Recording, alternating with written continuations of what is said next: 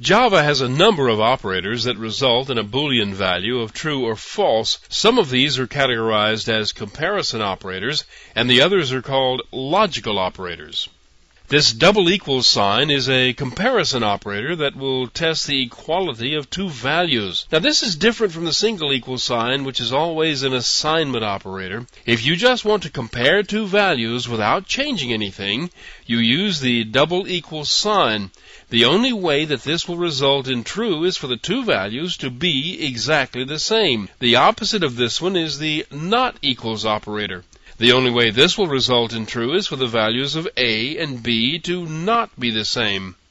As a rule of thumb, the equal and not equal operators should not be used on floating point numbers. Only in very special circumstances can two floating point numbers be exactly equal, so they will almost always show up as being not equal.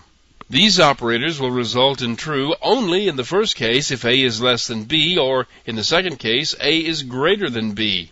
These operators honor signs, that is, a negative number is always smaller than a positive number, and these two work fine on floating point numbers.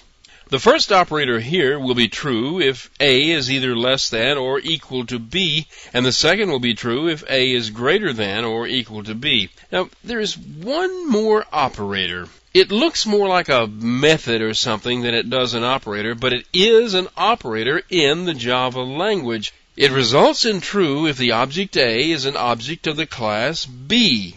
There is some polymorphism stuff involved here, so I explain it in a better context later.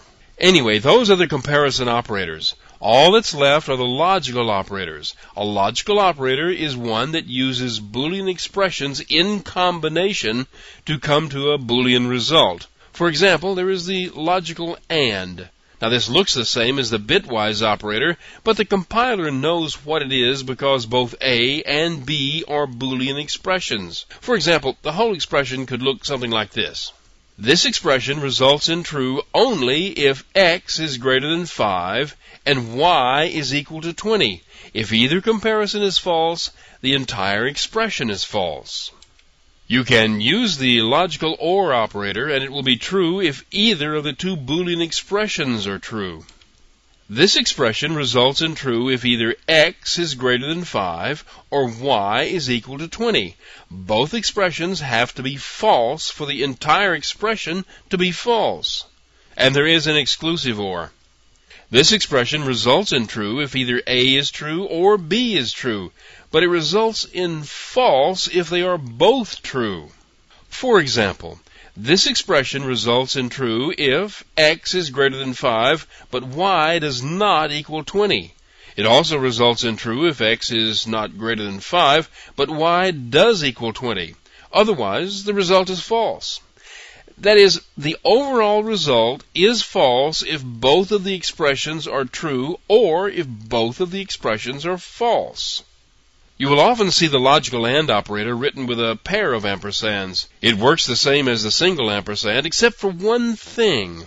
When it starts evaluating the expression and it finds that A is false, it already knows the entire answer, so it never bothers to evaluate B. This usually doesn't matter, but it can be important if something happens in the B expression evaluation that makes a difference somehow. You could have a method call in there, and you could expect that to happen. In that case, use the single ampersand. There is a double bar version of the OR operator too. If the evaluation of A proves to be true, there is no need to evaluate B to determine the results of the expression, so it doesn't. I've got one more expression to tell you about. It doesn't really fall into this category, but it doesn't fall into any other category either, so this is as good a place as any to tell you about it. I've heard it called the ternary operator and the ternary conditional operator. I've also heard the slang name of hook and colon. Here's an example of it. What this statement does is start by evaluating the Boolean expression. If it results in true, then the value of C is the result of the expression, and that is the value assigned to X. If the Boolean expression is false, that is, if A is not greater than B, the value of D is taken as a result and assigned to X. Here is another way to write exactly the same thing.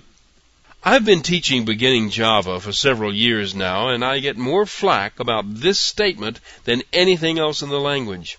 I don't know if it could actually be on the exam, but it is part of the language, and you need to know about it whether you decide to use it or not.